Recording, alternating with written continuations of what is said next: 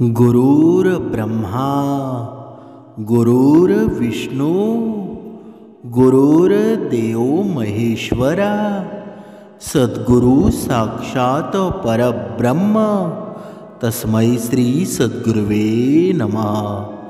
जय जय रघुवीर समर्थ, श्रीराम समर्थ। सद्गुरु चरणांना नतमस्तक होऊन आपण या शुभ्र सकाळच्या वातावरणामध्ये या निरूपणास सुरुवात करूया। सर्वजण उपासना करूनच श्रवणाला बसलेले आहात असं समजून आपण या निरूपणास सुरुवात करूया। समर्थांनी सांगितलंच आहे ना की आपल्या या जीवनामध्ये सर्वात सुखी आणि जीवनाला सुखमय करणारा मंत्र म्हणजे कोणता आहे बरं? रामकृष्ण हरी। बघा, तुम्ही पाहिलं असेल की हा रामकृष्ण हरी हे 3 शब्द आहेत ना, ते आपल्या जीवनामध्ये का गरजेचे आहेत? समर्थांनी सांगितलंच आहे ना, रामकृष्ण हरी म्हणजे आयुष्यात सुखी होण्यासाठी, आयुष्यात समृद्धी होण्यासाठी रामाचा आचार, कृष्णाचा विचार आणि हरीचा उच्चार खूप महत्त्वाचा आहे। बघा, रामाकडून माणसाने काय शिकावं बरं? रामाकडून रामाचं आचरण शिकावं। किती संयमी असावं ना। बघा, किती समाजाला एकत्रपणे निवडून घ्यावं, समाजाला संघटित करावं। बघा, तुम्ही रामायणामध्ये पाहिलं असेल की बघा, माकडं होती, वानर होते आणि त्या वानरांना एकत्र करून रामाने सैन्य उभं केलं।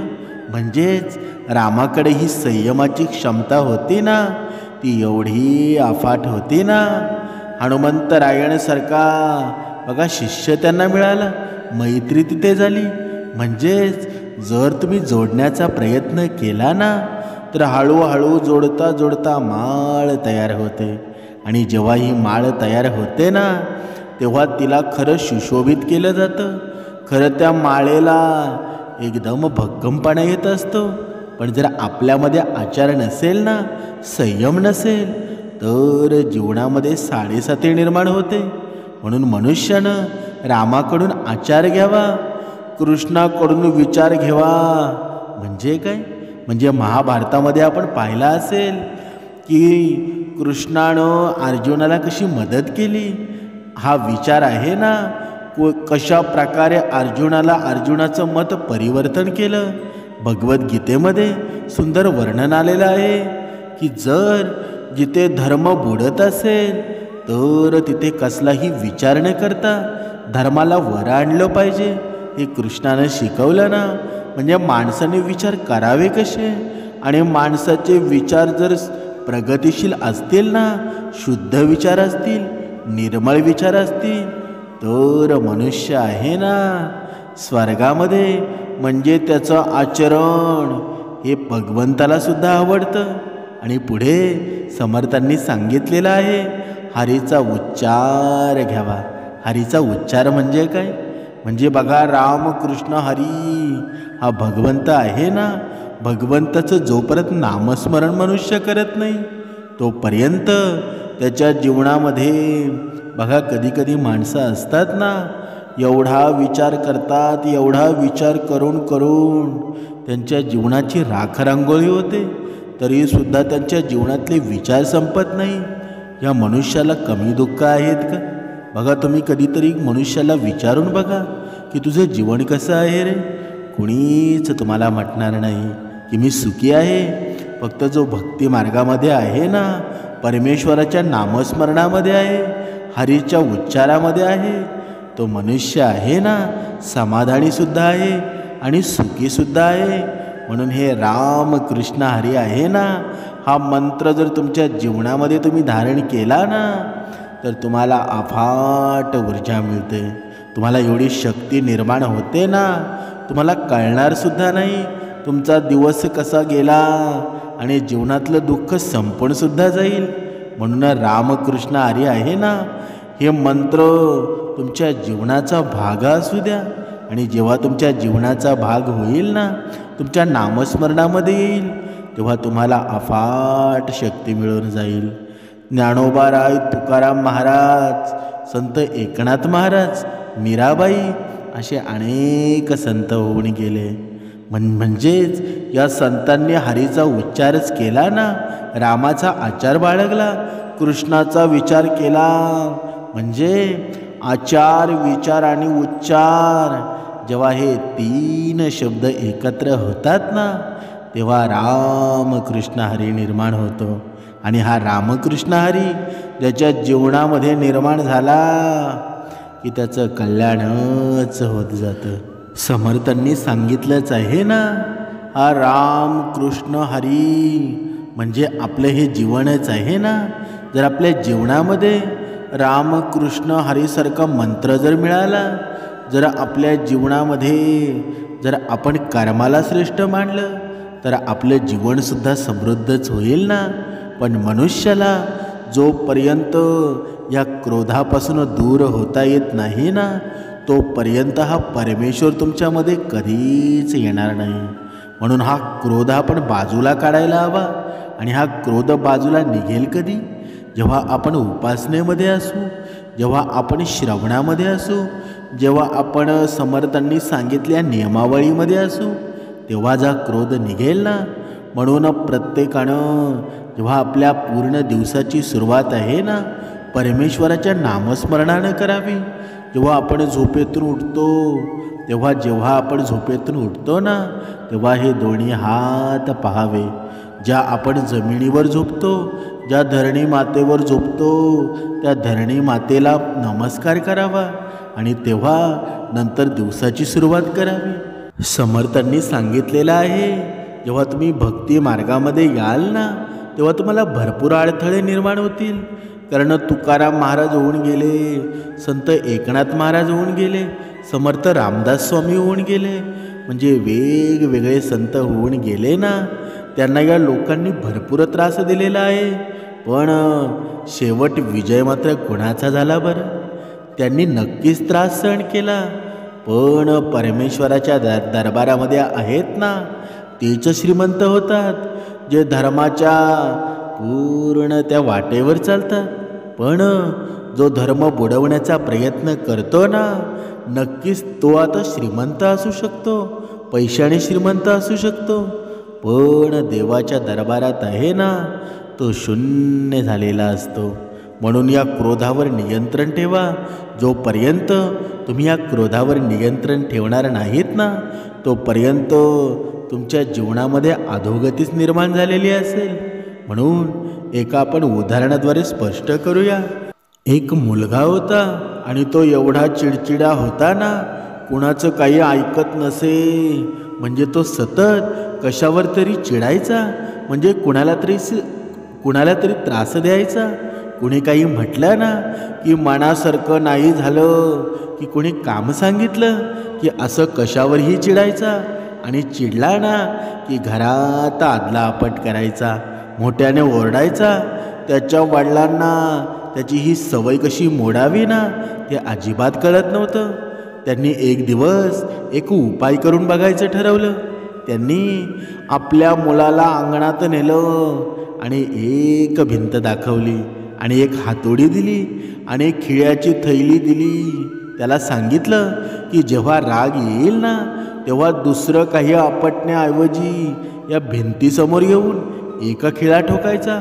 काहीतरी नवीन असल्यामुळं मुलगा तयारसुद्धा झाला. तो चिडल्यावर उत्साहामध्ये येऊन तो भिंतीवर खिळे ठोकायला लागला. त्याने असे बरेच खिळे ठोकले, पण हळूहळू त्याला खिळे ठोकण्याचा कंटाळा यायला लागला. तो काही न करता शांत राहायला लागला. त्याचा राग जरा कमी झाला. काही दिवसांनी त्यानं आपल्या बाबांना सांगितलं की मी आता आदलापटसुद्धा करत नाही आणि खिळेही ठोकत नाही. वडिलांना खूप आनंद झाला. त्यांनी त्याला नवीन काहीतरी कामगिरी दिली. त्याला सांगितलं, आता तू ज्या ज्या व्यक्तीवर चिडला आहेस ना, चिडचिड केली होतीस, त्यांना आता तू आठव आणि त्यांना कधी गरज पडली ना की लगेच मदत कर. त्यांना आनंदसुद्धा होईल. आणि असं काहीतरी कर. असं काही केलंस ना किंवा कुठलंही चांगलं काम केलंस तर या भिंतीवरचा एक एक खिळा आहे ना, तो रोज काढत जा. हे काम मुलानं आनंदानं सुरू केलं. दुसऱ्याची मदत करून त्यांना छान वाटेल असं काहीतरी करून त्यांना आनंद व्हायचा आणि त्याची खूण म्हणून खिळा काढला की अजून छान वाटायचं. काही दिवसांनी त्याचे सगळे खिळे काढून झाले. त्यानं वडिलांना ती रिकामी झालेली भिंत दाखवली. वडिलांनी आता मुलामध्ये झालेला बदल बघून फार अभिमान वाटला आणि आनंदसुद्धा वाटला.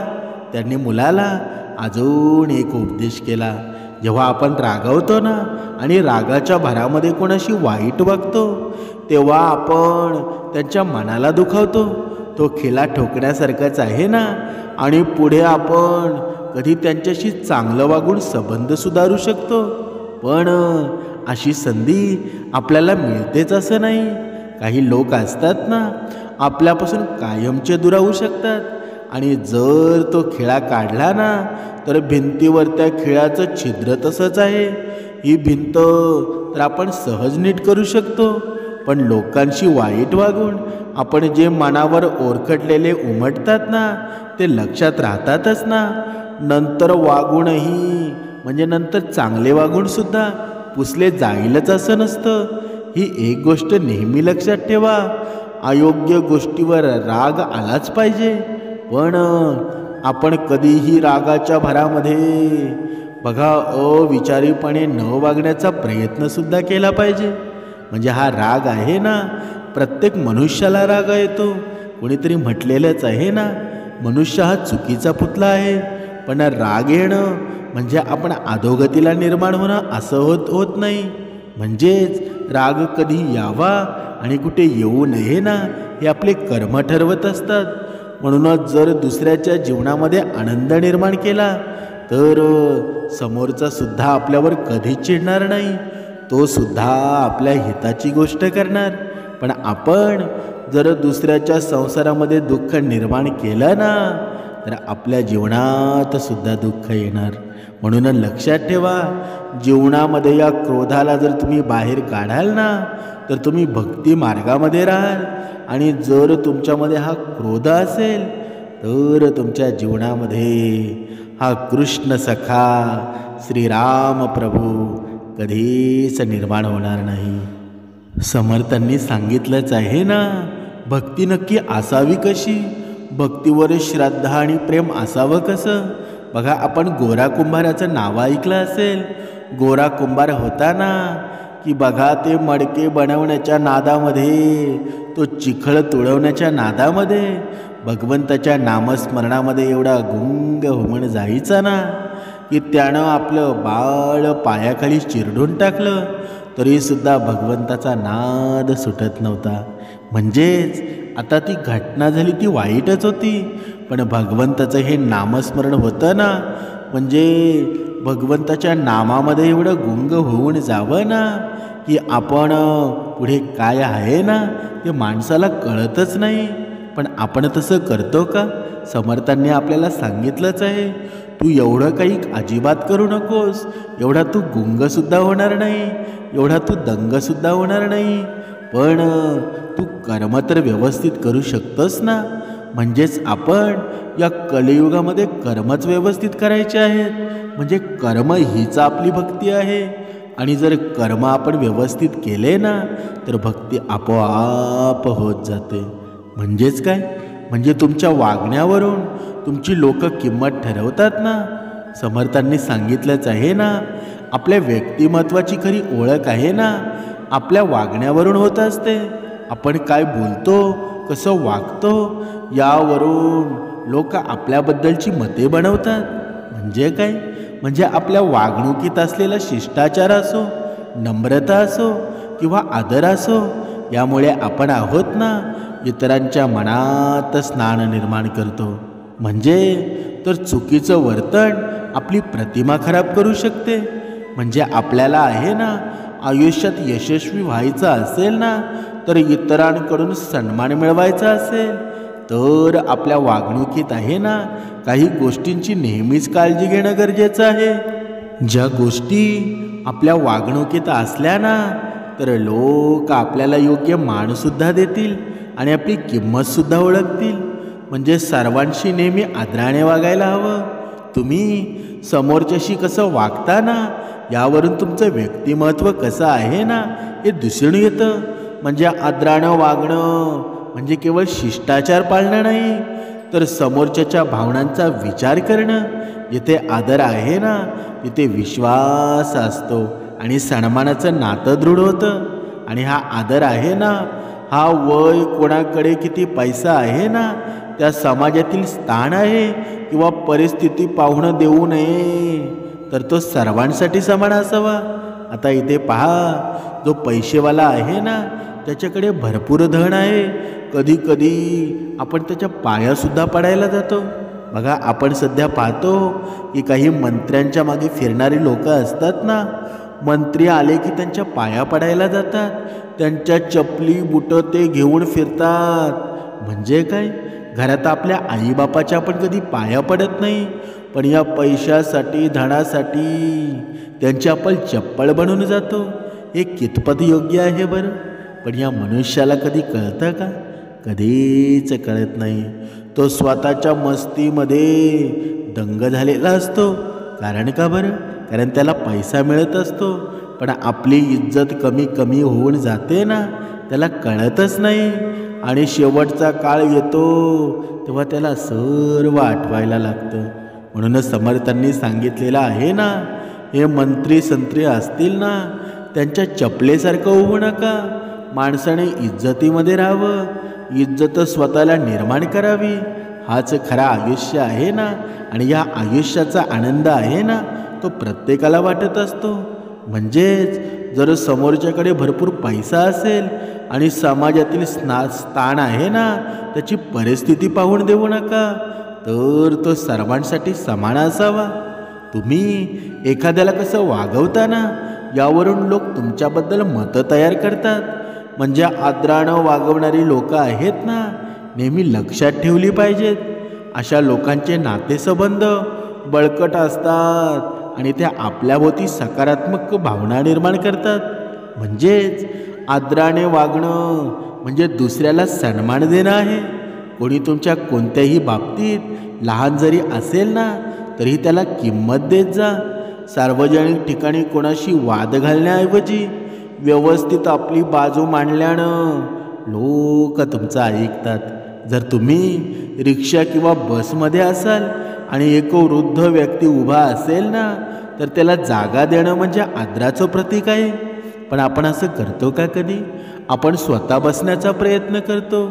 आणि समर्थांनी सांगितलेले आहे ना, खरी भक्ती तेव्हाच होते जेव्हा तुम्ही दुसऱ्याचे आशीर्वाद घेत असता. पण आपल्याला आशीर्वाद घेण्या इतके आपण दाणी आहोत का? बघा, स्वतःने विचार करा. आपण म्हणतो ना, माझ्या जीवनामध्ये धनसंपत्ती हवी, श्रीमंती हवी, मी सुखी व्हावा. पण आपण कधी दाणी झालो आहोत का? कधीतरी या गोष्टीचा सुद्धा विचार करा. बघा, पुढे पाहूया. नकारात्मक बोलणं टाळा. तुमचे शब्द आहेत ना, तुमच्या व्यक्तिमत्वाचं प्रतिबिंब असतात.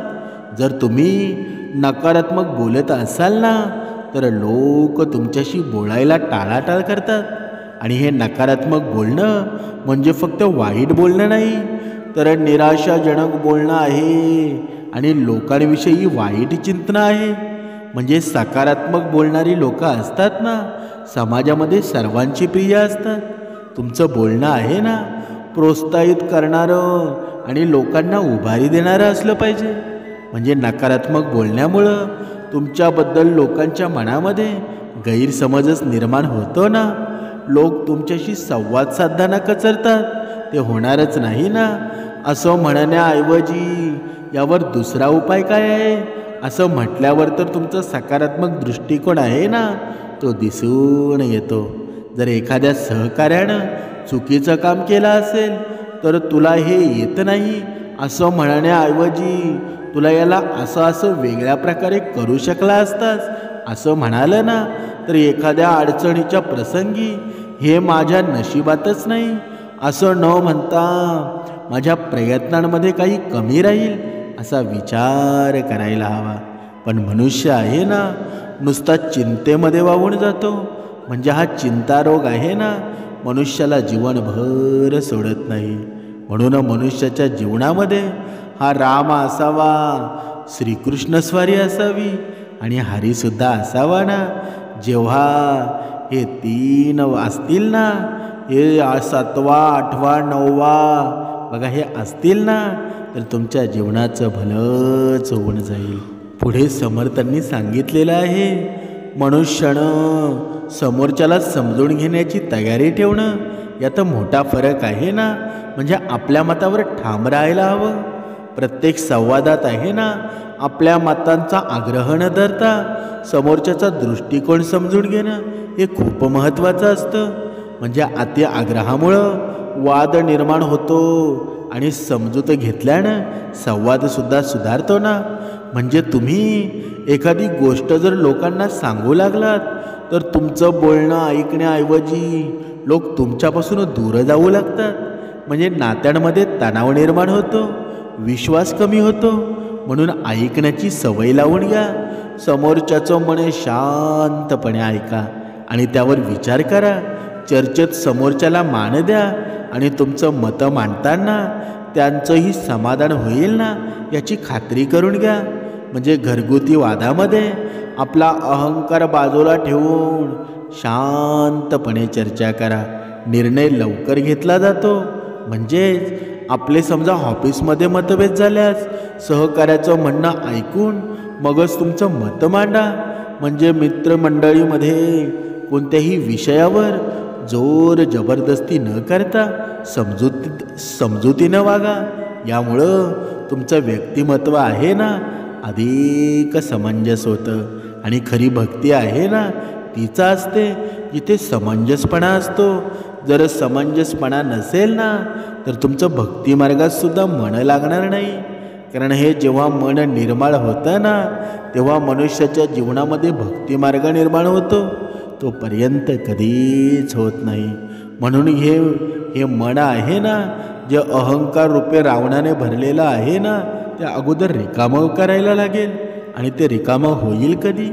जेव्हा आपण श्रीरामाच्या नामामध्ये गुंग होऊ, श्रीकृष्णाच्या विचारांमध्ये गुंग होऊ, हरीच्या नामस्मरणाने दंग होऊ, तेव्हाच हे घडेल ना. म्हणूनच स्वतःच्या चुका कबूल करायला शिका. म्हणजे चुकांमधून शिकणं आणि त्या मान्य करणं म्हणजे व्यक्तिमत्वातील हे पुढील लक्षण आहे ना. म्हणजे चूक झाल्यावरती स्वीकारणं म्हणजे आपण सुधारण्यासाठी तयार आहोत आणि हे चांगलंच लक्षण आहे ना, हे दाखवण्यासारखं आहे. म्हणजे चुकांना नाकारण्याऐवजी त्या स्वीकारल्यानं लोकांमध्ये तुमच्याबद्दलचा आदर आहे ना तो वाढत जातो. म्हणून स्वतःच्या चुका मान्य करणं म्हणजे तुम्ही नम्र आहात आणि प्रामाणिकपणे स्वतःला सुधारण्याचा प्रयत्न करत आहात हेच दर्शवतं ना. म्हणूनच चुका कबूल करण्यामुळं लोक तुमच्यावर विश्वास ठेवतात. तुमचं व्यक्तिमत्व नम्र वाटतं. आणि जर तुम्ही मित्राला वेळ दिला असेल ना आणि तुम्ही तिकडे पोचू शकला नाही तर त्याच्या वेळेचं महत्त्व लक्षात घेऊन माफी मागा. आणि घरात जर वाद झाले ना तर आपली चूक असल्यास शांतपणे कबूल करा. कारण यामुळं नात्यामध्ये सुसंवाद वाढतो. आणि जेव्हा माणसाच्या जीवनामध्ये नम्रपणा येतो ना तिथे श्रीराम निर्माण होतो. जिथे नम्रपणा असेल ना तिथे माझा राम निर्माण झाल्याशिवाय राहत नाही. म्हणून जर रामाला जर जवळ करायचं असेल ना तर नम्रपणा तुमच्या जीवनामध्ये आणायला हवा.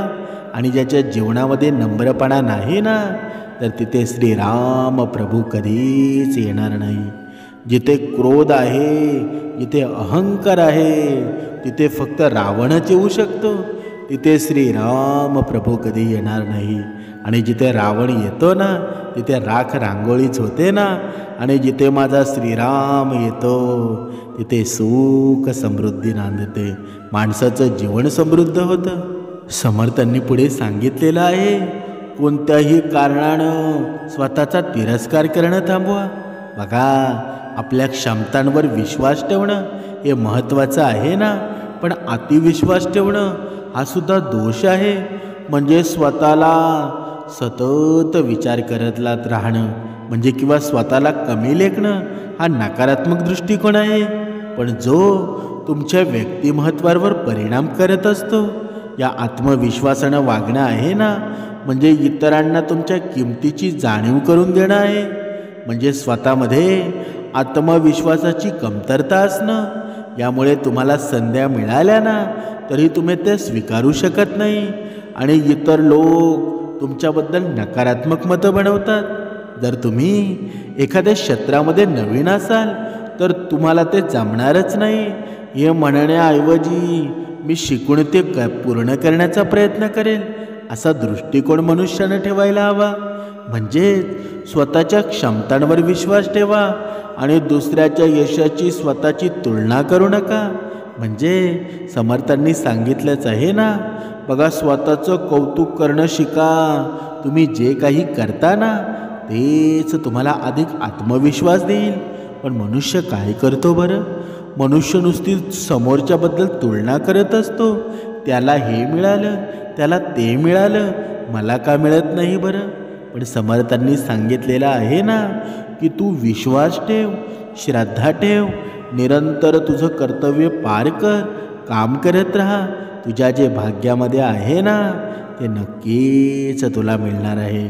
म्हणजे अनेकदा घाईमध्ये घेतलेले निर्णय असतात ना ते चुकीचे ठरतात. म्हणून शांतपणे विचार करून घेतलेले निर्णय आहेत ना ते नेहमी परिणामकारक असतात. म्हणून शांत डोक्याने घेतलेले निर्णय तुम्हाला समजूतदारपणा आणि जबाबदार व्यक्ती म्हणून ओळख देतात ना. यामुळं चुकीच्या निर्णयामुळं होणारी हानी टाळतासुद्धा येते.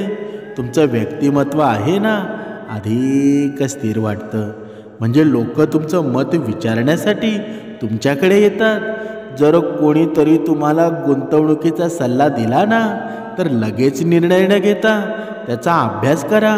आणि कौटुंबिक समस्यावर निर्णय घेताना कुटुंबातील सदस्यांची मतं जाणून घ्या. जर तुम्हाला नवी नोकरी स्वीकारायची असेल ना तर त्याचे फायदे तोटे शांतपणे विचार करा. बघा समर्थांनी पुढे सांगितलेलं आहे, दुसऱ्याची टिंगल करू नका. दुसऱ्याची खिल्ली उडवणं किंवा टवाळगिरी करणं आहे ना हे तुमच्या व्यक्तिमत्वाची नकारात्मक बाजू दर्शवतं. म्हणजेच टिंगल करणाऱ्याला आतून खूप दुःख झालेलं असतं.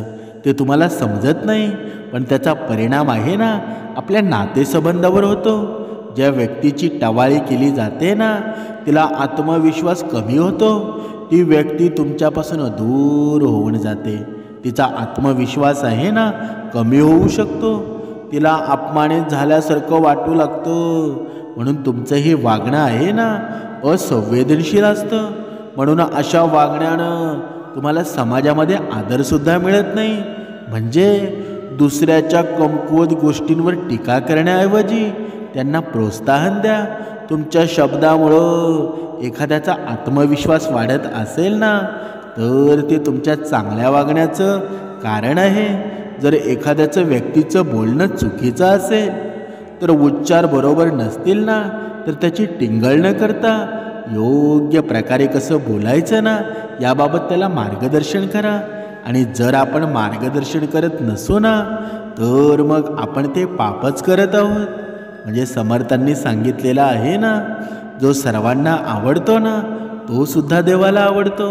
म्हणजे आपण सर्वांच्या आवडीचं व्हायला हवं. म्हणजे हा राम कृष्ण हरी मंत्र आहे ना माणसाच्या जीवनामध्ये निर्माण कसा होतो बरं? माणसानं समुद्रासारखं असावं. अथांग कसा असतो बरं?